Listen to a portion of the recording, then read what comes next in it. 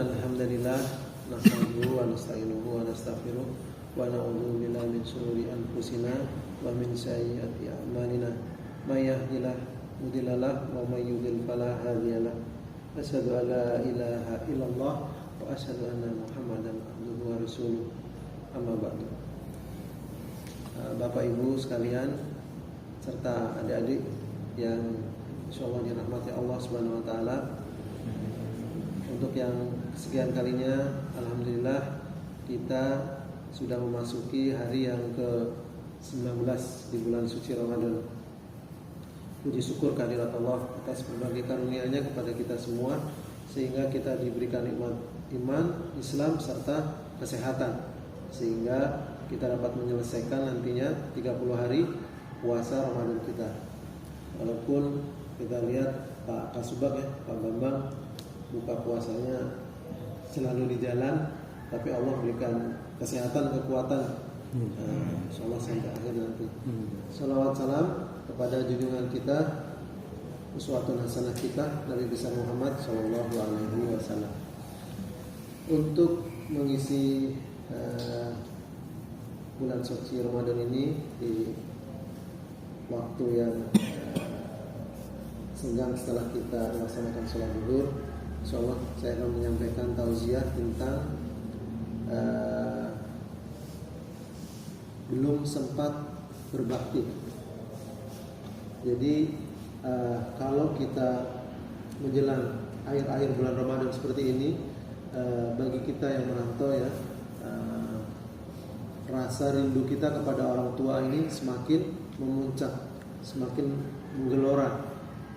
Makanya banyak orang-orang yang bersusah payah, berjubel-jubel gitu ya, berhimpit-himpitan, bermata ceria, ingin pulang mudik dengan tujuan untuk dapat bertemu dengan kedua orang tua, untuk memohon maaf kepada kedua orang tua. Kalau orang tuanya yang sudah meninggal, maka akan menziarahi makam orang tua kita. Bakti kepada Allah itu sudah banyak surat-suratnya di Al-Quran, terutama di surat Al-Isra ayat 23 dan 24. Allah katakan di sana, berbaktilah kamu, taatlah kamu, sembahlah kamu hanya kepada Allah, tidak ada Tuhan selain Allah, dan berbaktilah kamu kepada kedua orang tua kamu dengan sebaik-baiknya. Rasa syukur kita kepada Allah juga belum sempurna kalau kita tidak mensyukuri nikmat, tidak mensyukuri apa yang orang tua kita berikan kepada kita. Kita kadang lupa betapa besarnya jasa orang tua kita kepada kita, mulai dari kita di dalam kandungannya, kemudian kita dilahirkan, terutama ibu kita ya. Pada saat melahirkan kita bersimbah darah, bertaruh nyawa, kemudian setelah itu menyusui kita dalam keadaan susah payah selama kurang lebih 2 tahun. Nah, kita tidak akan bisa membalas jasa-jasa orang tua kita yang diberikan kepada kita semua. Dulu ada seorang sahabat yang bertanya kepada Khalifah Umar bin Khattab, "Wahai Amirul Mukminin, orang tuaku sudah sangat tua renta. Ibuku sudah sangat tua renta. Ia sudah tidak dapat berjalan dan sudah lumpuh. Nah, untuk kegiatan sehari-harinya akulah yang menjadi kendaraannya. Akulah yang menggendongnya kemana saja.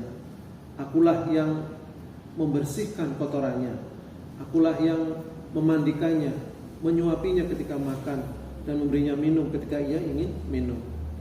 Wahai Amirul Mukminin, apakah aku sudah bisa membalas budi baik orang tuaku?" Kata orang itu. Kata Umar bin Khattab, "Belum." "Mengapa, wahai Amirul Mukminin? Mengapa belum aku bisa membalasnya?" Kemudian beliau menjawab, "Sebab engkau mengerjakan ini semua sambil engkau berharap dan berdoa kapan Allah menyambut nyawanya. Berbeda dengan ketika engkau dibesarkan oleh ibumu. Engkau dibesarkan dengan penuh kasih sayang. Ketika engkau sakit, digendongnya oleh orang tuamu, oleh ibumu, sambil ibumu berdoa, ya Allah, semoga anakku cepat besar, sehatkanlah dia ya Allah, bahagiakanlah dia di dunia dan di akhirat kelak. Bapak Ibu sekalian dan adik-adik yang dirahmati Allah, ketaatan anak kepada orang tuanya dikelompokkan menjadi 4 bagian. Yang pertama adalah anak yang berbahagia, yaitu anak yang terlahir dari kedua orang tuanya masih hidup, kemudian anak ini dididik dengan penuh kasih sayang, diberikan ilmu agama dan ilmu pelajaran yang lainnya, sehingga anak ini menjadi anak yang soleh dan solehah. Dia menyadari bahwa ridho Allah tergantung dari ridho orang tua. Kemudian dia juga menyadari bahwa surga itu berada di telapak kaki ibu. Nah, kelompok yang kedua adalah kelompok yang kurang beruntung.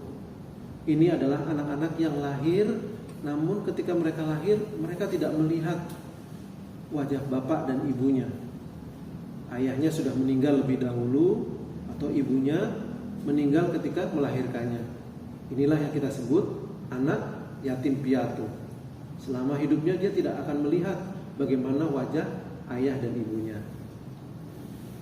Nah, kelompok yang ketiga adalah kelompok yang kalau tadi kurang beruntung, ini tidak beruntung.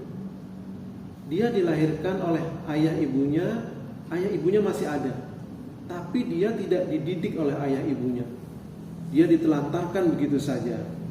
Bahkan, mohon maaf, anak-anak yang terlahir dari hubungan zina biasanya dibuang, ya. Dibuang begitu saja di tempat sampah. Kita lihat berita-beritanya. Diletakkan di mana sehingga dibesarkan oleh orang lain atau oleh panti asuhan. Seumur hidupnya nanti ketika dewasa dia tidak akan tahu siapa bapak saya, ibu saya. Inilah anak yang tidak beruntung.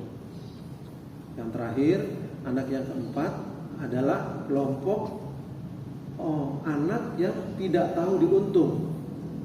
Ini adalah anak-anak yang dibesarkan oleh orang tuanya hidup, membesarkannya dengan penuh kasih sayang. Tetapi begitu dia sukses, dia lupa tidak berbakti kepada ayah ibunya. Ini anak yang tidak tahu diuntung. Kalau kita berada di kelompok yang keempat ini, maka marilah segera kita bertaubat. Kita segera datangi orang tua kita. Kita mohon ampun kepada orang tua kita. Kita cium tangannya. Kita sampaikan, ibu, bapak, mohon maaf, selama ini kami belum sempat berbakti kepadamu. Cium tangannya, peluk badannya. Kalau perlu, bersujud di kakinya, agar orang tua kita meridhoi perjalanan hidup kita, dan nanti Allah akan meridhoi perjalanan hidup kita. Mungkin demikian yang bisa kita sampaikan. Sebelum diakhiri, mari kita berdoa. Kita tundukkan hati dan kepala kita, kita pejamkan mata kita. Kita bermohon kepada Allah, kita kenal kedua orang tua kita doakan kedua orang tua kita. Kita awali dengan istighfar. Astaghfirullahaladzim, Astaghfirullahaladzim, Astaghfirullahaladzim, alladzi la ilaha illa wal hayyul qayyum wa atubu illah. Ya Allah, Ya Rahman, Ya Rahim, di bulan suci Ramadan yang penuh keberkahan ini, Ya Allah, kami memohon kepadamu, Ya Allah. Andai datang suatu saat ibu bapak kita tercinta akan berpisah dengan kita, andai malaikat maut menjemput orang tua kita, andai saat perpisahan tiba, andai orang tua kita sudah terbaring menjadi mayat, kita tidak bisa lagi mendengar suaranya, guruannya, nasihatnya dan doanya. Andaikan orang tua kita sudah dibungkus kain kafan, kita tidak bisa lagi membawa oleh-oleh kesukaannya, tidak bisa lagi membawa makanan kesukaannya. Kita tidak bisa lagi memijat kakinya yang selama ini menopang kehidupan untuk membesarkan kita. Kita tidak bisa lagi mencium tangannya yang selama ini membelai kita dengan penuh kasih sayang. Andai orang tua kita sudah diusung menuju ke pemakaman, ketika jasadnya dimasukkan ke liang lahat, itulah saat-saat kita terakhir melihat jasadnya. Sesudah itu hanya tinggal lisan yang bisa kita raba. Dan datanglah penyesalan kita. Mengapa selagi ada kita sia-siakan? Ketika kita sampai ke rumah, kita lihat kamarnya sudah kosong. Hanya tinggal foto dan pakaiannya tergantung di dinding. Begitu pedih kita melihat ini semua. Penyesalan itu datang lagi, kenapa kita sia-siakan ketika orang tua kita masih hidup. Mengapa kita tidak memiliki waktu untuk bisa membahagiakannya? Sedangkan untuk dosa dan sia-sia selalu banyak waktu kita gunakan. Kita begitu kikir kepada orang tua kita, serba dihitung. Padahal orang tua kita tak pernah berhitung kepada kita. Mereka tulus ikhlas membesarkan kita. Sahabatku, berhati-hatilah sebelum penyesalan akan datang kepada kita. Ya Allah, ampuni segala kezaliman kami kepada kedua orang tua kami. Ampuni semua kedurhakaan kami, ya Allah. Ampuni kami yang sering mengecewakan dan melukai hatinya. Ya Allah, jadikan sisa umur ini agar kami menjadi orang yang berbakti, yang bisa membahagiakan kedua orang tua kami. Ya Allah, ampuni ibu bapak kami. Bagaimanapun keadaannya, kami adalah anaknya. Darah dagingnya ada di tubuh ini. Bagi bapak ibu kami yang masih hidup, hamba mohon ya Allah, panjangkan umurnya dalam ketaatan kepadamu ya Allah. Berikan kesehatan dan rahmatmu kepadanya. Bagi bapak ibu kami yang telah mendahului kami ya Allah, kami rindu kepada mereka ya Allah. Kami mohon kepadamu ya Allah, lapangkan kuburnya, jadikanlah kuburnya sebagai taman-taman surgamu. Kami mohon ya Allah, hindarkan mereka dari siksa kubur. Takkan mampu mereka menerima siksamu ya Allah. Ya Allah, masukkanlah kami ke dalam surgamu ya Allah, bersama Rasulullah, bersama kedua orang tua kami, anak cucu kami kelak ya Allah, bersama sahabat-sahabat kami, kaum muslimin dan muslimat, mukminin dan mukminat. Ya Allah, Engkaulah zat yang maha pengabul doa-doa kami. Jika Engkau tak kabulkan doa kami ya Allah, kepada siapa lagi kami bermohon? Kami mohon ya Allah, kabulkan doa dan permohonan kami. Rabbana atina fid dunya hasanah wa fil akhirati hasanah wa qina adzabannar. Subhana rabbika rabbil izzati amma yasifun wa salamun alal mursalin walhamdulillahi rabbil alamin. Demikian doa kita. Semoga Allah mengabulkan doa kita. Mohon maaf bila ada kekurangan. Billahi taufiq wal hidayah. Wassalamualaikum warahmatullahi wabarakatuh. Waalaikumsalam.